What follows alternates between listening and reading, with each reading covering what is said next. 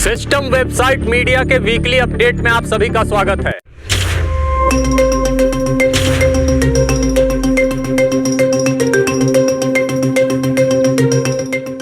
System का सच, एक आवाज भ्रष्ट सिस्टम तथा गोदी मीडिया के खिलाफ। विद्वानों का कहना है कि थाना, तहसील और अस्पताल यदि ये तीनों सुधर जाएं, तो आम जनता की 75% मुश्किलें खुद ब खुद दूर हो जाएंगी। लेकिन ये सुधर इसलिए नहीं रही हैं कि यदि ये तीनों सुधर गए तो बहुतों की दुकानों के शटर गिर जाएंगे। सिस्टम वेबसाइट मीडिया जिला अस्पताल गोरखपुर में मची हुई लूट और अव्यवस्था पर पिछले 1.5 महीनों से कई जिलों की खाक छानता हुआ एक रिपोर्ट तैयार करने में लगा था, जिसे जिला अस्पताल एनालिसिस के नाम से आपके सामने रखा जाएगा। लूट, अव्यवस्था, डकैती का सिलसिला काफी लंबा है, इसलिए जिला अस्पताल एनालिसिस रिपोर्ट 4 पार्ट में आपके सामने आ सकती है। आज पहले पार्ट में हम आपको दिखा रहे हैं कि मेडिकल जांच के नाम पर मेडिकल बोर्ड गठित कर कैसी जांच की जाती है और क्या क्या गुल खिलाए जाते हैं। ध्यान से देखिए और समझिए, क्योंकि इस दूषित आबो हवा और भ्रष्ट सिस्टम के चुंगल से कोई भी ऐसा नहीं बचेगा जिसे अपने जीवन काल में अस्पताल या कोर्ट कचहरी का मुंह न देखना पड़े।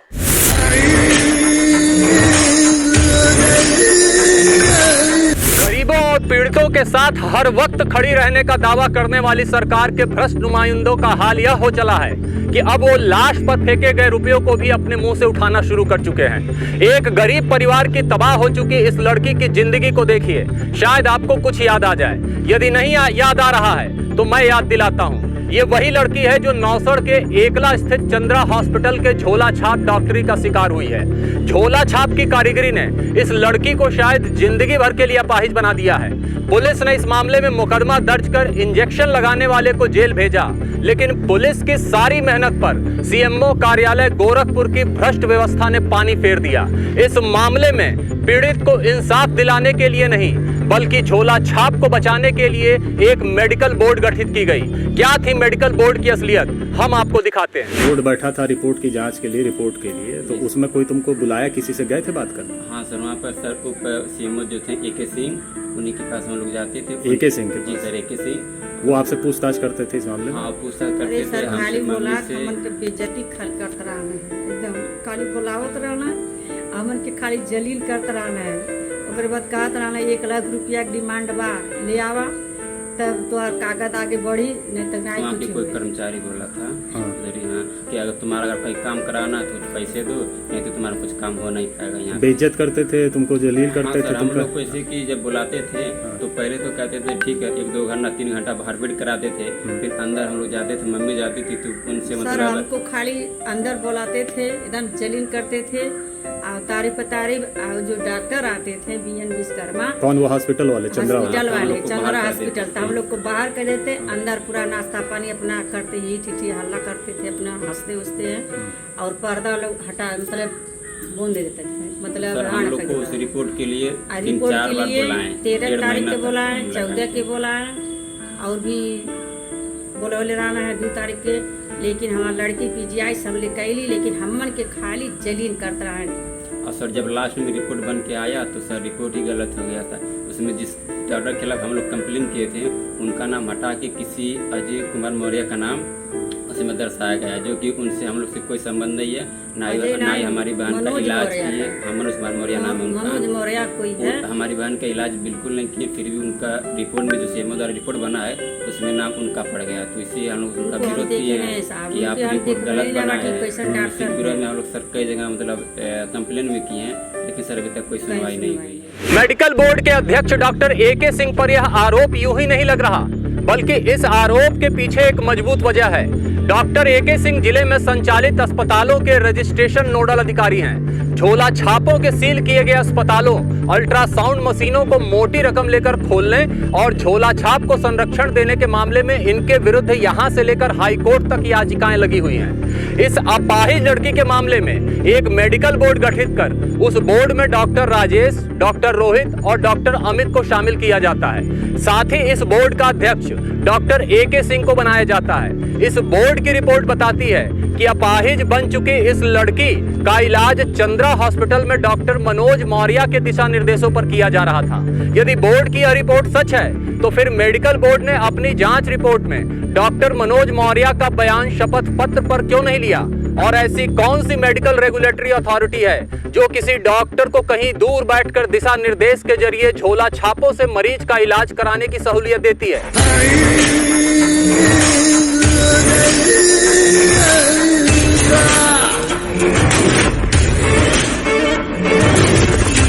आपके मेडिकल बोर्ड की रिपोर्ट में बताया गया है अध्यक्ष डॉक्टर AK सिंह साहब कि अपाहिज हो चुकी इस लड़की को इंजेक्शन लगाने वाला गौरव विश्वकर्मा एक डी फार्मा है। तो क्या एक डी फार्मा को किसी MBBS डॉक्टर के अधीन बगैर कोई ट्रेनिंग लिए मरीज को इंजेक्शन लगाने या मेडिकल ट्रीटमेंट देने का अधिकार है क्या? यदि है तो बताइए।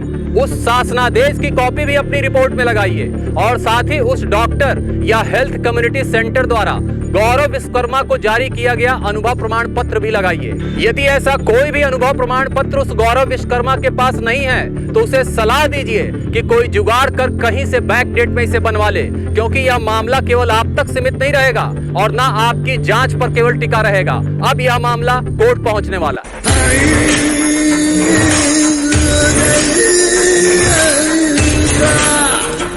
आपकी रिपोर्ट में जो लिखा है कि मरीज का इलाज डॉक्टर मनोज मौर्य के निर्देशों पर किया जा रहा था, उस रिपोर्ट पर कोई कैसे विश्वास कर ले अध्यक्ष साहब? क्योंकि प्राप्त जानकारी के अनुसार ना आपकी रिपोर्ट के साथ डॉक्टर मनोज मौर्य का शपथ पत्र संलग्न है और न ही मनोज मौर्य द्वारा मरीज के विषय में लिखी गई कोई BHT या प्रिस्क्रिप्शन उपलब्ध है। और यदि वाकई में इलाज डॉक्टर मनोज मौर्य ही कर रहे थे तो डॉक्टर मौर्य से इतनी बड़ी चूक हो कैसे गई अध्यक्ष साहब कि सिम्टम्स के आधार पर एक्यूट ट्रांसवर्स मेलाइटिस जैसी बीमारी को वो पकड़ ही नहीं पाए और न ही इस बीमारी को डायग्नोज करने के लिए मरीज की कोई जांच ही कराई। यहाँ तो एक फर्जी अल्ट्रासाउंड रिपोर्ट और एक पैथोलॉजी की रिपोर्ट के आधार पर मरीज का गॉल ब्लैडर निकालने की तैयारी चल रही थी, क्योंकि मरीज के अपाहिज होने के बाद जिस सिम्टम्स को देखते हुए MRI कराई गई और एक्यूट ट्रांसवर्स मेलाइटिस नाम की बीमारी सामने आई, वो बीमारी पहले भी पहचान में आ सकती थी।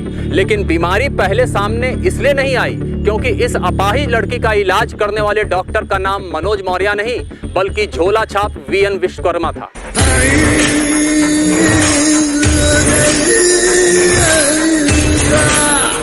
ऐसा पहली बार नहीं हो रहा अध्यक्ष महोदय, बल्कि आपके संरक्षण में तमाम ऐसे अस्पताल फल फूल रहे हैं जिनका रजिस्ट्रेशन तो डॉक्टर के नाम पर होता है, लेकिन उस रजिस्ट्रेशन की आड़ में इलाज झोला छाप VN विश्वकर्मा जैसे झोला छाप ही करते हैं। अपने चहेते चंद्रा हॉस्पिटल के इस झोला छाप द्वारा लिखे गए पर्चे को गौर से देखिए अध्यक्ष जी। इस झोला छाप को तो हॉस्पिटलाइज की स्पेलिंग लिखनी भी नहीं आती है, लेकिन फिर भी आपने मेडिकल बोर्ड की रिपोर्ट में VN विश्वकर्मा के नाम के आगे डॉक्टर लगाया है। आखिर क्या डिग्री है इस VN विश्वकर्मा की? किस काउंसिल से रजिस्टर्ड है यह झोला छाप VN विश्वकर्मा, या उसका पूरा विवरण क्या है? मेडिकल बोर्ड की रिपोर्ट में कम से कम आपको यह तो लिखना चाहिए था। आपने उस अल्ट्रासाउंड और पैथोलॉजी सेंटर के रजिस्ट्रेशन का भी विवरण रिपोर्ट में नहीं लिखा है, जहां पर इस अपाहिज हो चुकी लड़की का अल्ट्रासाउंड और खून जांच हुआ था। आखिर क्यों छिपा गए आप इन बातों को? कहीं ऐसा तो नहीं कि भटहट के वैष्णवी हॉस्पिटल की तर्ज पर आर्याना अल्ट्रासाउंड सेंटर और आदर्श पैथोलॉजी को भी आपके विभाग द्वारा मंथली इनकम स्कीम के तहत संचालित करवाया जा रहा है? आप तो खुद अपने एक पैर से परेशान है अध्यक्ष साहब और ठीक से चल भी नहीं पाते, तो फिर आपको इस अपाहिज लड़की का दर्द क्यों नहीं महसूस होता? पीड़ितों ने घूस न दिए जाने के कारण बनाई गई इस मेडिकल रिपोर्ट को फर्जी करार दिया है। अब यह मामला आपके सामने है AD साहब, और इस रिपोर्ट का किया पोस्टमार्टम एनालिसिस भी आपके सामने है। अब आपके कलम से इन्हें न्याय मिल जाए तो ठीक, अन्यथा अब इस मेडिकल रिपोर्ट का फैसला अदालत ही करेगी। जाते जाते एक अपडेट और आप लोग को दिए जा रहा हूँ कि पिछली बार आपके शहर के जिन टॉप मोस्ट झोला छापों से आपका परिचय हमने कराया था, उसमें से झोला छाप त्रिभुवन के गोल्ड हॉस्पिटल को सील कर दिया गया है। साथ ही गोरखपुर के करजहां में संचालित मां दुर्गा क्लिनिक नाम के गर्भपात के अड्डे को भी सील कर दिया है। इतना ही नहीं, बल्कि गोरखपुर से भागकर गोरखपुर महाराजगंज बॉर्डर पर अपोलो हॉस्पिटल संचालित करने वाले रंजीत का अपोलो हॉस्पिटल भी सील कर दिया गया है। और साथ ही गोरखपुर से भागकर गोरखपुर कुशीनगर के बॉर्डर पर झोला छाप CK दास द्वारा खोले गए बालाजी हॉस्पिटल को भी सील कर दिया गया है। मुकदमा भी दर्ज हो सकता है। क्योंकि इस अस्पताल के रजिस्ट्रेशन के लिए बनवाई गई नोटरी एफिडेविट के फर्जी होने की आशंका प्रबल है। आरटीआई माफिया वीरेंद्र राय की ग्रह दशाएं भी गड़बड़ा चुकी हैं, क्योंकि जिस आरटीआई को ब्लैकमेलिंग का हथियार बनाकर यह शख्स अपने नापाक मंसूबे पूरे करता था, वही आरटीआई का हथियार इसके हलक में अंदर तक उतर चुका है। ड्रग डिपार्टमेंट से प्राप्त एक आरटीआई के आधार पर इस बात का खुलासा हुआ है कि वीरेंद्र राय अपने आवासीय मकान से व्यावसायिक गतिविधियां पिछले 25 सालों से संचालित कर रहा था। अब नगर निगम और बिजली विभाग आरटीआई माफिया वीरेंद्र राय द्वारा चोरी किए जा रहे अपने राजस्व की भरपाई के लिए होमवर्क करने में जुट गया है। साथ ही मुख्यमंत्री योगी का कूट रचित विवाह का कार्ड सोशल मीडिया पर वायरल करने के मामले में जेल जा चुके झोला छाप आरपी यादव संचालक सत्यम हॉस्पिटल का केस फिर से कोर्ट में खोले जाने की कवायद शुरू कर दी गई। और गोरखपुर सीएमओ कार्यालय द्वारा भ्रष्टाचार की मंथली इनकम स्कीम के तहत संचालित झोला छाप जितेंद्र के वैष्णवी हॉस्पिटल का मामला भी लखनऊ स्वास्थ्य भवन पहुंचाया जा रहा है। रिपोर्ट एनालिसिस के जरिए आज हमने मेडिकल बोर्ड की एक रिपोर्ट का एनालिसिस किया है और आज से ठीक 2 दिन बाद अगले पार्ट में सबूतों सहित जो हम दिखाने जा रहे हैं उसे देखने के बाद इस भ्रष्ट व्यवस्था से आपका मोह भंग हो जाएगा। फर्जी मेडिकल रिपोर्ट बनाकर निर्दोषों को जेल भिजवाना और दोषियों को संरक्षण देना, खरीद फरोख्त और टेंडर के नाम पर कमीशनबाजी का धंधा करना, सरकार से मोटा एनपीए लेने के बाद भी सरकार को चूना लगाना, डॉक्टर की कमी से सरकारी रिकॉर्ड में दर्ज सैकड़ों मौतें और जिला अस्पताल प्रशासन में 25-25 सालों से अपना पैर जमाए बैठे हुए गिद्ध तथा हैंडलर के जरिए मरीजों की दलाली का खेल खेलने वाले सरकारी नुमाइंदे, सब कुछ आपके सामने जिला अस्पताल एनालिसिस पार्ट 2 में दिखाई देगा।